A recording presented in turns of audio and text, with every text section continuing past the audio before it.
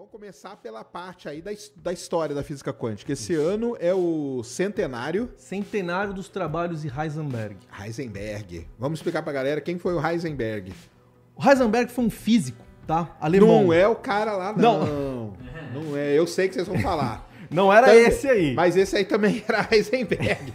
Aliás, ele teve uma presença de espírito maravilhosa em colocar esse nome. Os caras que lembram, os caras da série, foi sensacional. Mas não é esse, não. Não é esse que você tá pensando, é outro Heisenberg. No começo do século passado, Max Planck, Albert Einstein e Bohr, eles conseguiram criar prescrições para algumas situações físicas. Não estou diminuindo o que eles estão falando aqui, não era uma teoria ainda, era uma prescrição. Então Einstein fez a prescrição dele para a capacidade térmica de sólidos, o Max Planck fez a prescrição dele para a radiação quando ela fica confinada numa caixa, que ela emite uma radiação chamada radiação de corpo negro. O Bohr, ele fez a prescrição dele do átomo de hidrogênio, e tudo isso era completamente diferente da física clássica. Então, era uma prescrição mesmo. Olha, se o problema for esse, você resolve dessa forma, tá? Porém, todos esses problemas que eles analisaram tinham algo em comum, tá? Por exemplo, em todos eles, você tinha a energia, pouquíssima energia, confinada numa região muito pequena. Todos eles também tinham um negócio que na física clássica nós conhecemos como invariantes adiabáticos. São propriedades que ficam invariantes quando você muda o sistema bem devagarinho no tempo. Então, dava a impressão que tinha alguma coisa subjacente ali. Certo. Tá? Até 1925 a gente não tinha uma teoria. A gente tinha prescrições para vários tipos de problemas. Se o problema for esse, resolve dessa forma. Eram receitas, tá? O que o Heisenberg fez foi absurdo. Foi absurdo.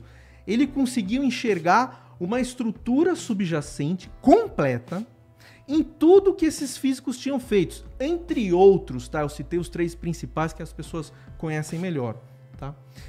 E essa estrutura, ela tinha que ser muito corajosa, porque ela iria romper de uma vez por todas com a cinemática newtoniana, tá? Certo. Só para os ouvintes lembrarem o que é a cinemática. Cinemática é uma coisa relacionada ao espaço-tempo, tá? Então, por exemplo, grandezas que estão relacionadas com a cinemática é posição, velocidade, tá? Então, o Heisenberg teria que romper com essas grandezas, as grandezas clássicas.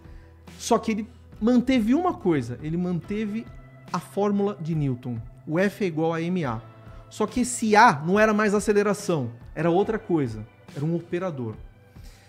Ele viu que essa abordagem dele conseguia explicar os fenômenos que existiam anteriormente, e ela era uma teoria completa, porque uma teoria física completa, ela tem que ter tanto a parte matemática quanto os observáveis, tá? Por isso que, por exemplo, quando as pessoas pensam, eu fiz uma teoria.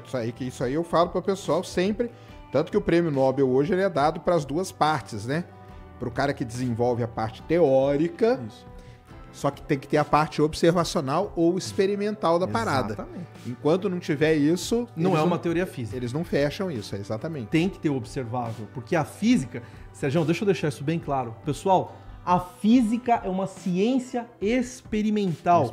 Ela não é um exercício de retórica, tá? Então, se você ficar falando que física quântica é espiritismo, isso não tem nada a ver.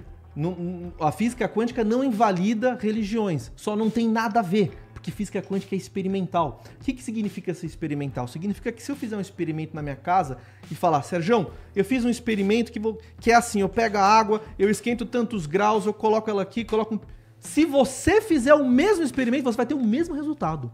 Tá? É independente do resultado, não é igual aquele japonês lá que fica falando palavra bonita para água, a água fica com uma estrutura molecular legal, só funciona com ele. Tá? Então isso não é ciência. Não ser ciência não desmerece nada. Claro. Tá? Só não é ciência. Tá? Então o que o Heisenberg fez, ele fez uma estrutura completa que envolvia novas variáveis dinâmicas que não era espaço e o tempo, e ela fazia prescrições, mas ela tinha uma estrutura matemática completamente nova. Tá? Era uma coisa que os físicos tiveram muito problema, tá? Para entender, mas aí vem um outro milagre. Ele publicou os trabalhos dele em 1925, 3 meses depois, o Bohr e Jordan reconstruíram a teoria dele, e a teoria que chegou para nós foi uma reconstrução que Bohr e Jordan fizeram. A mecânica matricial. Eles entenderam que aquilo que ele estava falando eram matrizes, e eles fizeram algumas alterações, tá? Que já deixava a teoria completa. A teoria funcionava, tá? Um ano depois, o Schrödinger, ele desenvolveu uma outra teoria, aparentemente completamente independente, que envolve coisas como função de onda, que era totalmente diferente. O Bohr, ele tratava de um negócio chamado estado quântico. O Schrödinger trabalhava com ondas, tá? Porém, o próprio Schrödinger conseguiu entender que a teoria dele era igualzinha era uma outra visão da teoria do Heisenberg. Para quem já é iniciado, se você pega, por exemplo, um estado quântico e você opera nele um operador posição, você recupera a onda de Schrödinger. Tá? Então, era a mesma teoria. Isso, Serjão, os caras fizeram estudando, indo no laboratório, testando, não é invenção. E é a teoria mais bem testada, que tem as melhores previsões que o ser humano já conseguiu inventar. Não existe nada mais preciso da história humana que a mecânica quântica. E esse ano completou 100 anos que nós chegamos que a humanidade chegou nisso, e um bom momento. Tá? Nesse início aí do negócio do Heisenberg, né? Exatamente. Nesse bom momento, que nós já temos muitas tecnologias quânticas, a ONU elegeu o ano 2025 para ser o ano das tecnologias quânticas, tá? Mas tem a ver com esse centenário, então? É o centenário, é o centenário de Heisenberg. Tá. E vão ter vários eventos ao longo do ano no mundo inteiro. Tá? E no Brasil já vai começar também. E o Heisenberg também é famoso por causa do princípio da incerteza, né? Que aí foi posterior a isso. Ou ele tá por trás disso? Isso aí já veio, né? O princípio da incerteza, que na verdade nem precisa ser dado como um princípio, tá? Ele pode ser deduzido. Então, o Heisenberg deduziu isso. Então, se você pega a estrutura matemática da mecânica quântica, ela te dá de graça isso aí. O princípio da incerteza. Que pode ser entendido como princípio se você quiser admitir que existe o princípio. Mas não precisa, porque admitir isso como um princípio, você perde um monte de coisa. Porque esse negócio da incerteza é gigante, Sérgio. Quando a gente fala princípio da incerteza, é só um pedacinho, que é momento e posição, tá? Mas existe uma estrutura enorme, envolve energia, tempo, outras grandezas, qualquer grandeza que, nas palavras de um físico, não comute, tá? Que a gente diz que são operadores incompatíveis e eles têm uma incerteza associada. Então pode ser, já é deduzido direto, assim. Entendi. Então, mas é porque ele fica conhecido mesmo por causa disso, né? No público em geral, sim. No público em geral, sim, né? Tem coisas que marcam, por exemplo, o Einstein. Einstein fez coisas incríveis. Sim. Ele escreveu 5 artigos que daria a carreira de qualquer um. Mas quando você fala em Einstein, E igual a MC ao quadrado. Quando você fala em Newton, F igual a MA. Tem coisas que são mágicas, né? Sim. E esse ano virou o ano das tecnologias quânticas. Tá? Então, assim... Que legal. E aí, isso está relacionado totalmente com a computação quântica. Sim.